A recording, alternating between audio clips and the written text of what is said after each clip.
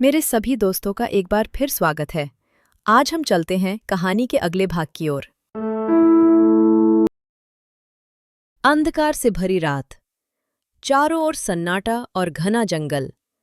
राजा विक्रमादित्य एक बार फिर शव को अपने कंधे पर उठाए जंगल की ओर बढ़ रहे थे। बेताल अब तक कई कहानियां सुना चुका था, लेकिन इस बार बात कुछ अलग थी।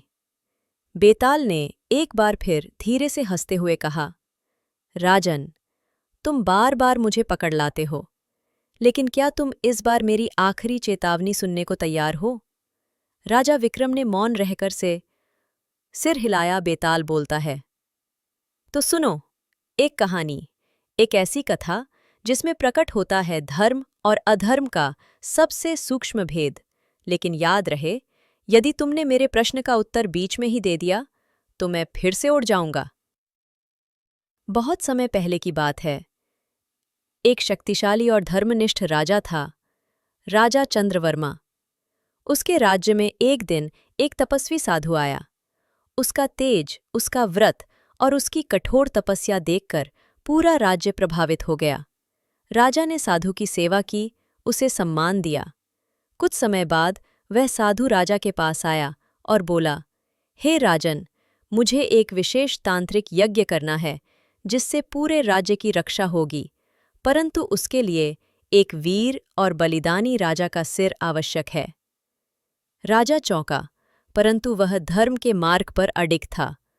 उसने बिना किसी संकोच के कहा, यदि मेरे प्राणों से राज्य की रक्षा होती है तो मैं बलिदान देने को तैयार हूं। यह सुनकर साधु प्रसन्न हुआ और यज्ञ की तैयारियां आरंभ हो गईं। परंतु ठीक उसी समय एक अजनबी विद्वान राजमहल पहुंचा।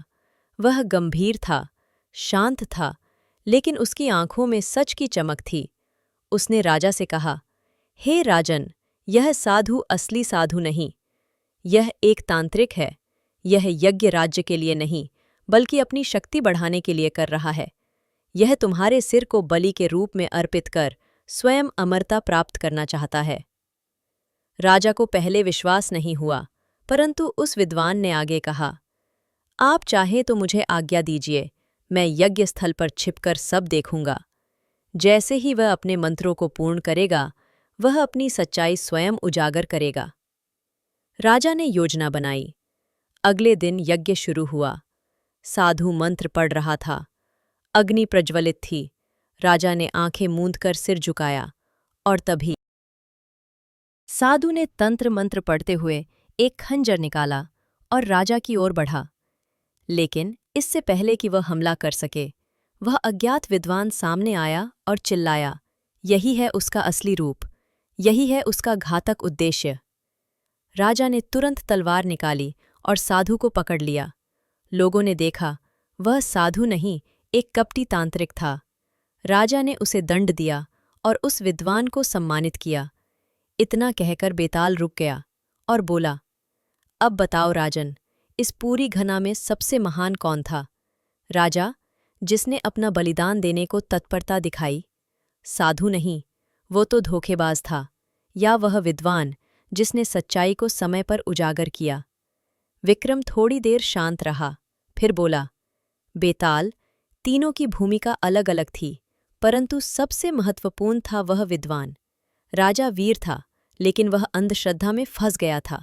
साधु कपटी था, पर विद्वान ने अपनी बुद्धि और साहस से एक पूरे राज्य को बचाया। उसने न केवल राजा को, बल्कि धर्म की प्रतिष्ठा को भी सुरक्षित किया। इसलिए सबसे महान वही है। श्टो बेताल हंस पड़ा। राजन, तुम फिर से जीत गए, लेकिन जैसा वचन था, तुमने उत्तर दिया और अब मैं फिर उड़ता हूं। और बेताल फिर से उड़ गया, पर विक्रम के चेहरे पर अब चिंता की रेखाएं थीं। उसे अब यकीन होने लगा था, अगली भेंट साधु से।